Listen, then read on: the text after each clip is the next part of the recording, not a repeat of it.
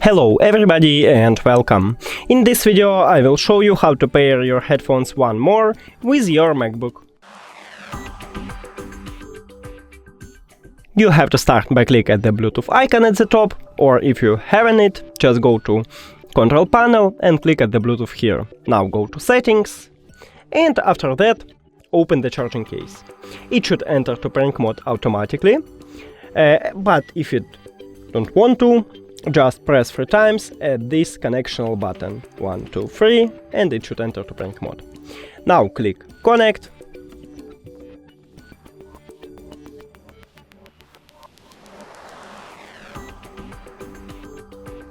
And we did it!